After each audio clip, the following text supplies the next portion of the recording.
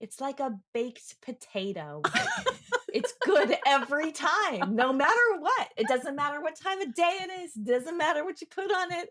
A baked potato is comforting. Okay, we're gonna make a meme that has a picture of a baked potato and be like, and say, "Good books are like a baked potato." Sarah Mackenzie.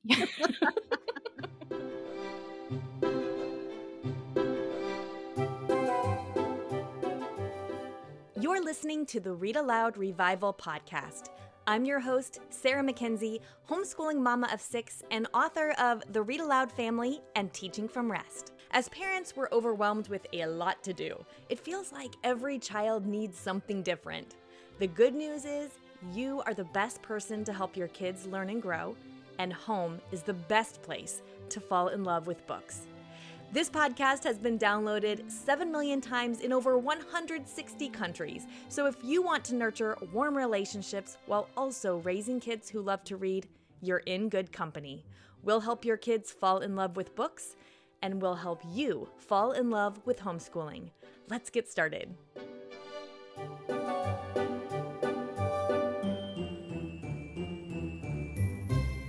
Stories are empathy makers. We've talked about this before.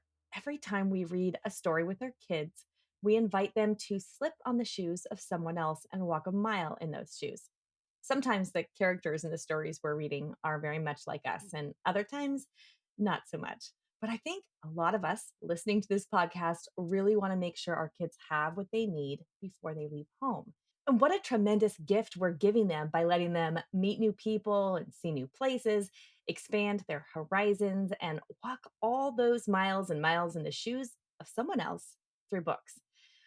But something else happens as our kids grow because we tend to lean toward longer books. And so we can get to fewer stories, a fewer quantity, right? Our schedules speed up. We don't find ourselves sharing quite as many stories with our kids as we did when they were younger. But in today's show, we're going to invite you to read a story a day with your kids, like a whole story with your kids, no matter how old they are. If they're 2, if they're 12, if they're 16, doesn't matter. Now, to be able to read a whole story a day, that means we're going to need to read shorter stories, right? In fact, we're always making the case here at Read-Aloud Revival that there is nothing a longer book can give your kids that a picture book can't. And we want to take today's episode to invite you to read a story a day with us. So on the show with me today, and in fact, for the next several episodes, are members of the RAR team.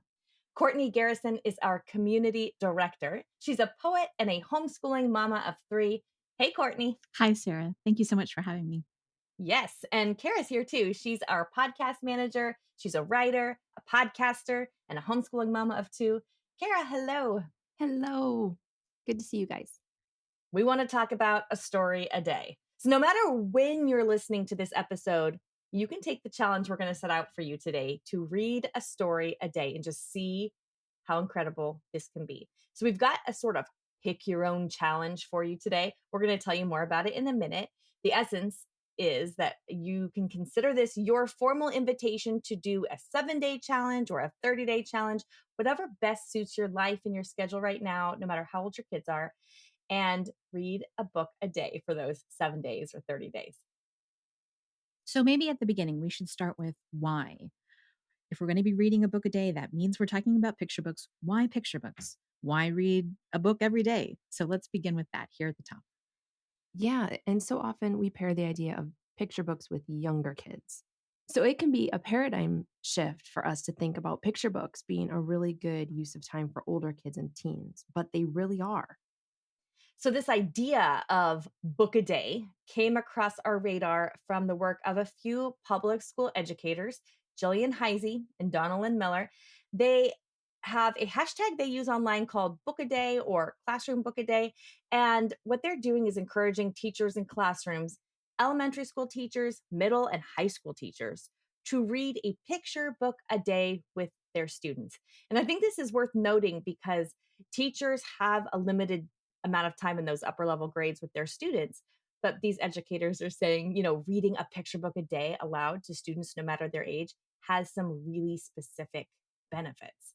So here at Read Aloud Revival, we want to talk about how reading aloud a picture book a day at home can be a real boon to your kids, no matter how old they are. So let's start with some of those benefits. Yes. Okay. So, first thing that comes to mind for me is that a story, no matter how long it is, has a complete narrative arc. So, whether you're reading War and Peace or you're reading um, a Berenstain Bears picture book, they all have a complete narrative arc. They have a character who needs to overcome obstacles to get what they want or need. And so, the more stories that we're reading, even if they're short, like very short stories or picture book biographies or whatever we're reading, the more times our kids are watching this complete narrative arc in action. They're seeing again and again uh, an unqualified hero, basically, who has to overcome seemingly insurmountable odds to get what they want or need. And I think that's a really beautiful thing for them to see again and again. Yeah, and our ability to talk about things like narrative arc or literary devices, it grows almost exponentially. The more we read, the more we practice, the better we get at it. And it's really fun practice. Yes. And like Sarah, what you talked about in the beginning, we're giving our kids a chance to walk a mile in someone else's shoes. And when you were just talking about narrative arc, it occurred to me we're giving our kids a chance to see over and over again someone overcoming struggles Mm. and overcoming challenges. And that's huge too. The best books really help us feel what the characters are feeling. So if we give our kids that experience of walking through that with those characters time and again, I'm thinking of a podcast episode we have named Kindness Over Curiosity that Mhm. features a great book list with differently abled characters. That's over at readaloudrevival.com/139. So one thing that I think is not as well known about picture books is that they offer really sophisticated language patterns. So we know this about picture books. Publishers are expecting a picture book to be read by an adult to a child. And so there's no reading level assigned. There's no trying to curb the complexity of the language or the vocabulary or the syntax in order to make it easy for a developing reader to read, because adults are the ones who are usually reading a picture book. When a child goes from a picture book to a chapter book or novel, there's actually a step down a little bit in the complexity of language, in the word choice, in the sophisticated language patterns, or how sophisticated I should say the language patterns are, because a child who's reading a Ramona Quimby book or something is becoming a developing reader. It needs to be simplified a little bit for them to kind of get their feet, their sea legs with reading, right? So we have something in a picture book we actually don't get in a longer form novel for kids, which is really sophisticated, reliable language patterns that are higher and better, really, with picture books than they are with longer form narrative. So it's kind of a helpful thing to know that when you're going from a picture book to a novel, you're not taking a step up in the complexity of language. So you can stick with picture books for a long time and get really good sophisticated language into your kids' ears. Yeah, I think it was Laura Martin who's the author of the middle grade novel Glitch. I love that one. My daughter just finished it and then she turned right to the beginning and started again. So it's a good one. Wow. But Laura Martin, she compared reading books to eating jelly beans, which I think anytime we've got food involved, I'm here for it.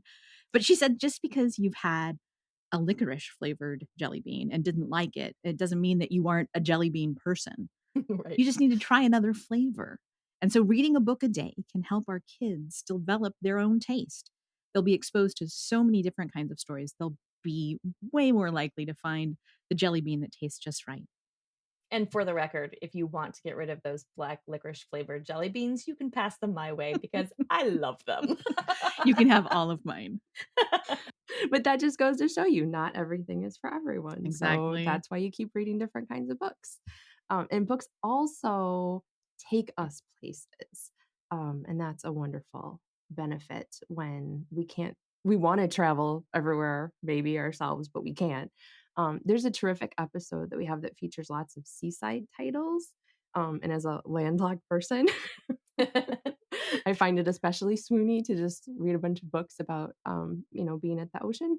And that one might be really fun right now for those in the Northern Hemisphere too. So that's at readaloudrevival.com episode 133. So readaloudrevival.com/133. And then maybe that one of the benefits we should have named at the top perhaps is that these are a short commitment. So, I mean, starting to read aloud a novel is such a bigger commitment. It's such a bigger thing. It's going to take you time, multiple days revisiting it. But a picture book takes, I don't know, 10 minutes, kind of depending. A shorter picture book might take less, a longer picture book will take more. But we're talking about a quick win that's totally doable. And, even if you can only do this a few days a week, you're getting multiple stories into your kids.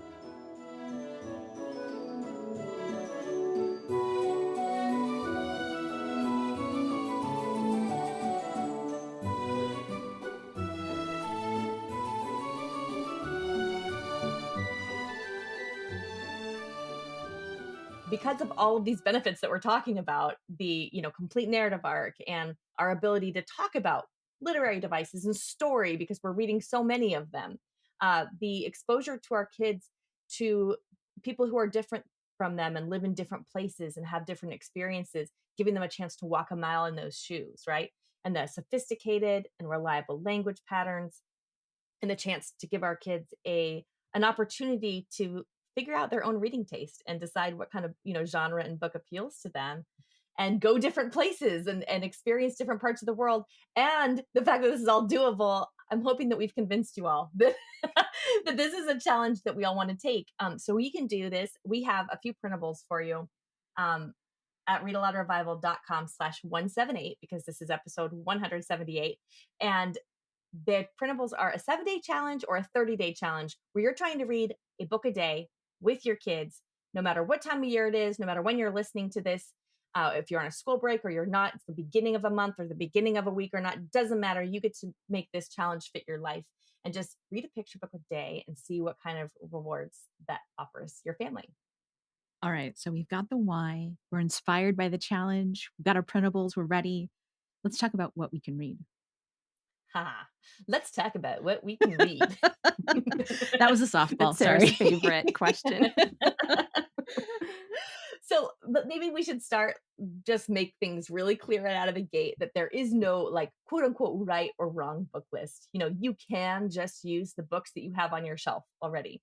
You can pick books that you've already enjoyed reading aloud that your kids ask for again and again, right? You can pick books that are new to you. You can go to the library and stock up on a whole bunch, or you can just pick the tried and true favorites. So there's a lot of freedom here, but then also not all picture books are created equal. Some books are just much more enjoyable reading experiences than others. So, of course, we have some suggestions for you. And naturally, we're going to encourage you to use our book list, because our book lists are curated with the specific eye to reading aloud. Like, these picture books really read aloud particularly well. Yes, over on our website, readaloudrevival.com, you can click on book lists at the top and you'll find those recommendations. And we have got books organized by season, month, historical lists, theme lists, all kinds of good recommendations there. And every book on those lists has been read by our team and is recommended as a great read aloud. So one book list in particular that might come in handy is the picture book biographies list. This list is divided by categories, by time period, and also by theme, by subject, athletes or scientists or artists. So you'll get a whole chunk of books all about artists. And that would be so wonderful to go through those 10 or 12 books and maybe think about what sort of media they're using or how you might be able to try what they're doing so that those stories can inspire your own work. It's a great collection of books, and picture book biographies are a great place to start, especially if you've got older kids who maybe are not quite sure that they're going to be into this picture book a day idea.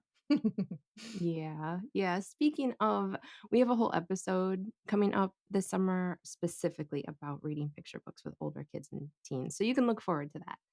And what we have other stuff coming up on the podcast.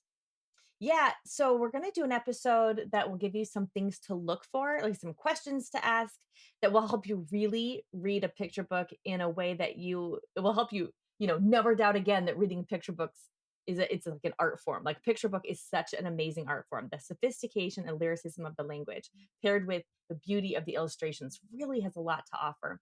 So we do this we call them looking closely. We make a video every month in our premium with our family book club choice, and we're looking for specific things or just seeing what we can find that we might have missed on the first pass through a picture book. So, we're going to do a whole episode to help you look closely at your own picture books. I think you're going to be delightfully surprised at how much a picture book has tucked within its pages that you might not have noticed before. And you don't even have to dig too deep for once you kind of know what to look for.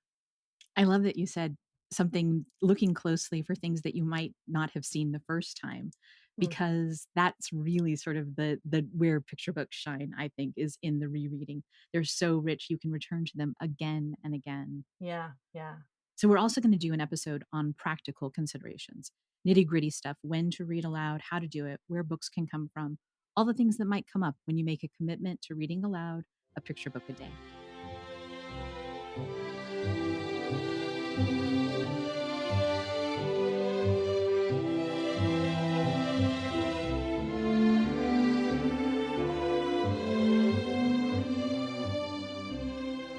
Ooh, it's gonna be good. So it's gonna be hard. This part's gonna be hard. Do we each have a picture book that we can recommend that we've enjoyed lately? Just one? A picture book, I like know, singles. that's the thing.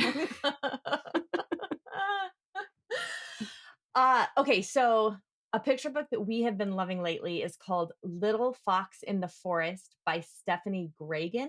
So this is a wordless picture book. And we actually have a whole episode and a whole book list on wordless books, how to read them and enjoy them with your kids. And we'll put a link to that in the show notes. But this particular wordless book is new to my kids. We just added it to our book list because it was so fun. Um, I the thing that sticks out to me about this one is that it was a particularly crabby morning when we picked this one out of our library bag and decided to try it. And by the time we were about halfway in, I had, giggles and oohs and ahs and staring and pointing at the picture. It's a little bit magical, and there's just a lot of, it's one of those wordless books where there's a lot tucked into the illustrations. So kind of like you were just saying, Kortney, uh, the best picture books really offer us something new on every reread or something unique on every reread. And I love that when you can pick a book off your shelf that you have read before and visit it again, and there's something new or surprising about it that you hadn't noticed before. And that is a gift that I think picture books give that we a lot of times miss. And it's right there for us because most of us have kids that ask for the same picture books to be read again and again and again, right? Just the other night, one of my twins, who at the time of this recording is almost 8, asked for the Billy Goat's Gruff, which I think by the Paul Galdone version of Billy Goat's Gruff. And I think I've probably could recite that book largely from memory because we've read it so many times. And I kind of thought to myself, really? Like, I've read this book so many times to you. And it doesn't matter. It's that familiarity. It's the warmth and cadence of the language. It's, I know that Beckett is going to look at this picture book when he's 20 and be like, I loved that book as a kid. There's no doubt in my mind that he'll remember it, So anyway, Little Fox in the Forest is a book that I think can have that same kind of staying power because there's lots to find. It's very captivating. I would say it's probably geared toward younger kids, maybe 10 and under. I'm not sure if the older crowd is going to love it quite as much. Although I don't know, I'm the older crowd and I did. So I was thinking that the book that I picked sort of falls into the same category. It's a brand new book, but I have the feeling that it's going to be a favorite. It's going to return into one of those books that we return to again and again. It's Prairie Days, a new picture book by Patricia McLaughlin. Oh, she wrote Sarah Plain and Tall, yeah, a chapter book. Prairie Days is a picture book. It's sort of a companion piece to The 100-Year Barn, another recent picture book by her. Yeah. But Prairie Days is illustrated by Misha Archer, and her playful, colorful, exuberant collage work really sets this book apart, I feel, and it pairs so perfectly with the spare text of Prairie Days. I haven't counted how many words there are, but there aren't many. And yet the book really captures the expansive feel of summer, of days on the prairie. It's a good one. That sounds so good. And I love how you guys both talked about those books that you return to again and again. It's like a favorite meal, Oh, and it's the that's same way. right. Like, Yeah. I always imagine when my kids come home to visit, when, they've gone out and started living lives of their own, like, what meal are they going to ask for if they come back home? It's like a baked potato. It's good every time, no matter what. It doesn't matter what time of day it is. Doesn't matter what you put on it. A baked potato is comforting. Okay, we're gonna make a meme that has a picture of a baked potato and be like, and say, "Good books are like a baked potato, Sarah Mackenzie." When we go to like a steakhouse, I'll look at my husband and be like, "Do I have to order steak? Would it be super weird if I just ordered a baked potato or two?" That's why my husband and I, we used to love going to weddings together because I'm a vegetarian, he's not. I would give him my extra chicken, he would give me his extra baked potato. We were the perfect Exactly. couple, you So know? good.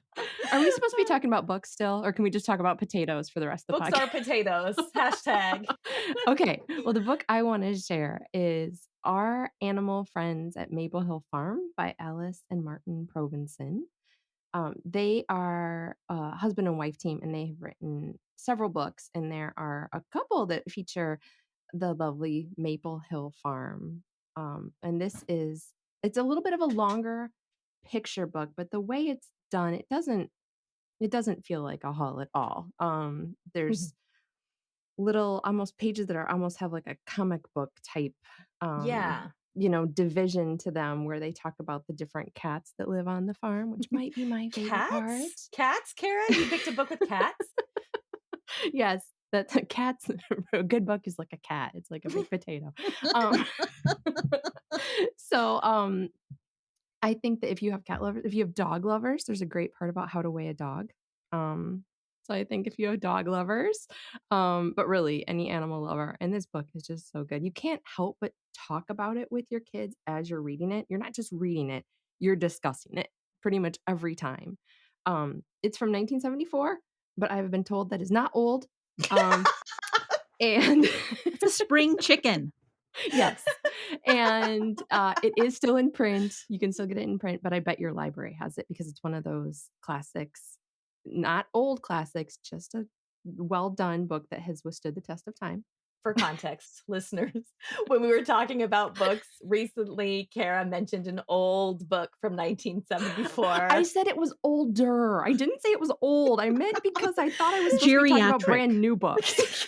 Then Kortney started arguing about how 1974 wasn't that old. And And then it came out that that was the year that I was born. So Yeah. I might be a little bit sensitive about that. Okay. Well, you don't want us to alright. talk about its yellowing pages and No. the crackling The smell that spine. it gets. Yeah. No. When we first started reading these Maple Hill Farm books, when my kids were very, very small, we would just read 4 pages at a time. And so that gave us like sort of the Ah. introduction to each different animal. And then like Kara was saying, the more comic book style where there's a lot of different pictures and words on one page. So that was a way to sort of visit with the animals in a sort of more contained way.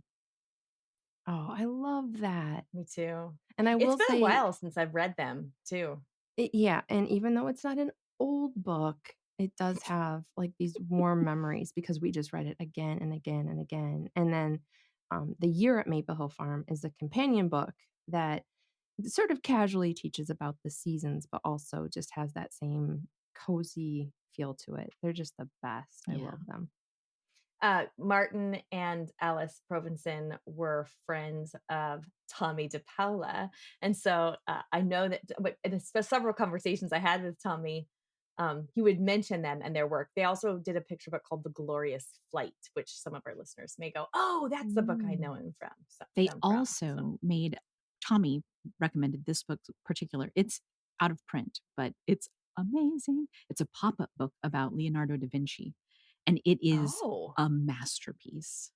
It is really? I don't so remember that. Okay. inventive. It's so beautiful.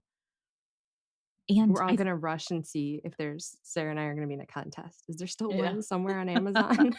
And by the time this podcast goes up, they're going to be selling for like $468 a copy because and I think they're reprinting the Alice and Martin Provenson fairy tales.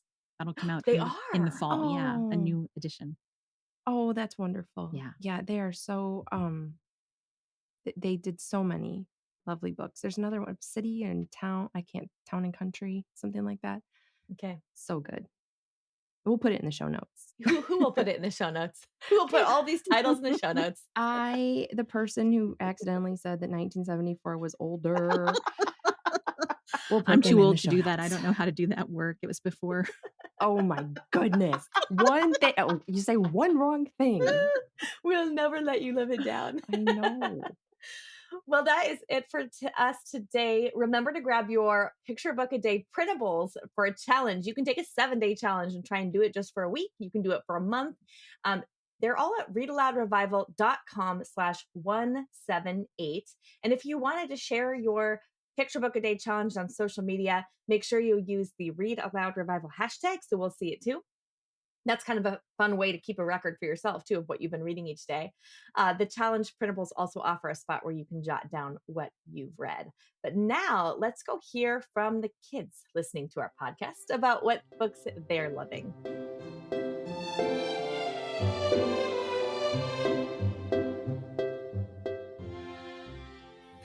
Hi, my name is Tirza.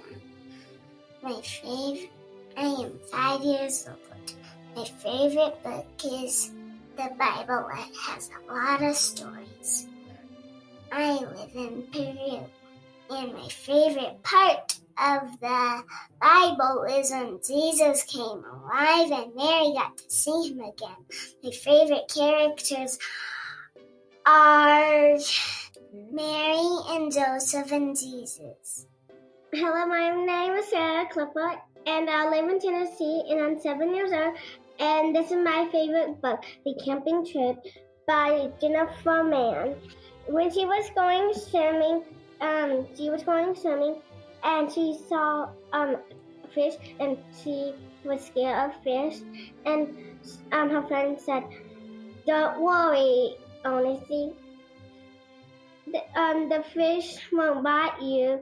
And she said, "That's okay. I just watched you swim me." And that's my favorite book. Bye. Hello, my name is Tyus. I'm 7 years old, and I live in California. I'm reading right now is Wagons West. And the author by it is Verily Wiggins. And what I like about it is that there's a boy, and he has a horse, and the horse's name is Thunder, and the name is David, and they go across the Oregon Trail. What's your name? Una. And how old are you, Una? 4. Or where do you live?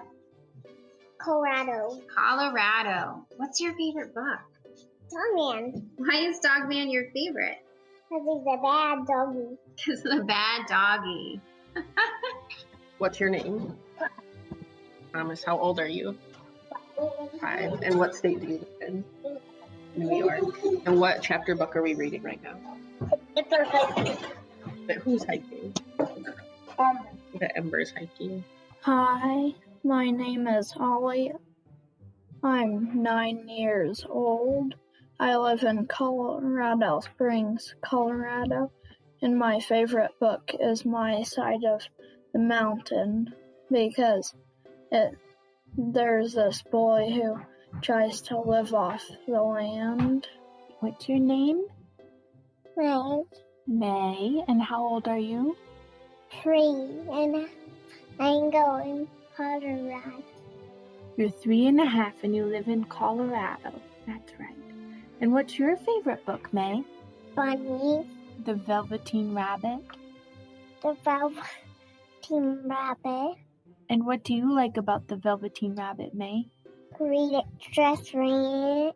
Just reading it. Hi, my name is Willa, and I'm 7 years old. I live in Colorado Springs, Colorado, and my favorite book is The Boxcar Children because they solve mysteries. My name's Willow, and I'm 3. What's your favorite book? Stoyanona. Hi, my name's Eleanor. I live in Canada, and I'm 4 years old. My favorite book's The Father Dragon, and my favorite part's The Little Baby Dragon. Hi, my name's John, and I live in Canada, and I'm 6, and my favorite book ever is The Biggest Apple Ever. And my favorite part about it is when they think about the biggest pie, and then they actually make it. My name is Lila, and I'm 3, and I live in Canada. What's your favorite book? Straight-Nona. What do you like about Straight-Nona? Oh, that doesn't matter. Pass apart. Nice. My name is Logan, and I live in Saratoga Springs, Utah. And my favorite book is Candy Shop War because there's these kids and they get magical powers from sucking on candies, and the person who gives them the candies is Mrs. White. Hi, my name is Ava. I am 10 years old, and I live in Michigan. I really like the book Brindle, and I like how funny it is, and just that it's based on a real, well, not real, but like a boy in school, and he's just so real. My name is Roland, and I come from Tennessee. My age is 5, and I love Dinosaur Train because it has dinosaurs. Thank you so much, kids. It all counts. It's easy for us to think that reading novels or chapter books are somehow a more elevated experience than reading picture books, but we know that's not true. There's nothing a novel or a chapter book can offer our child that a picture book can't. We're going to dive into more about what we mean by that soon. But in the meantime, go read a picture book a day. Take the challenge. We dare you. It's going to be so much fun. And we'll see you in another couple of weeks. Go make meaningful and lasting connections with your kids through books.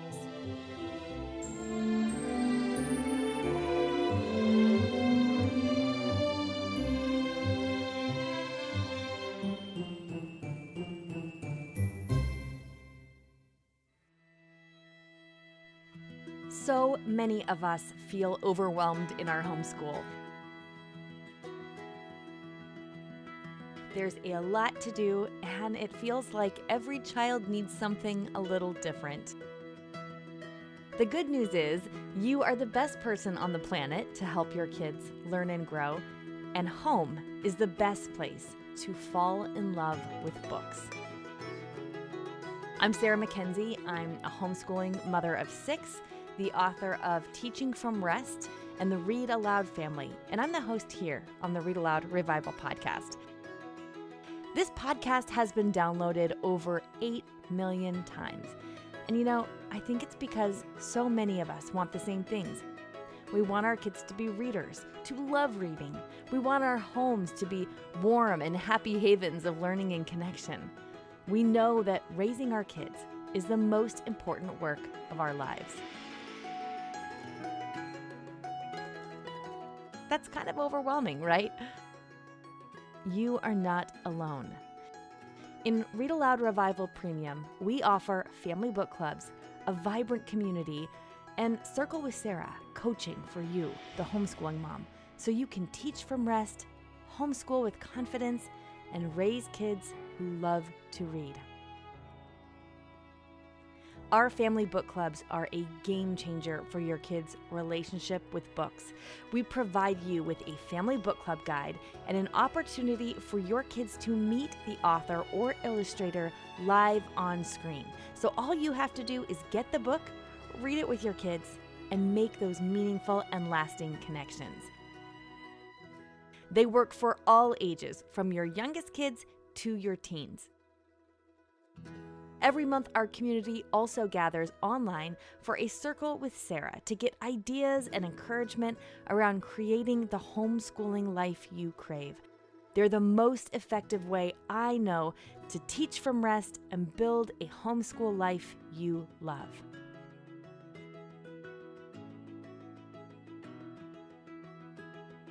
We want to help your kids fall in love with books, and we want to help you fall in love with homeschooling.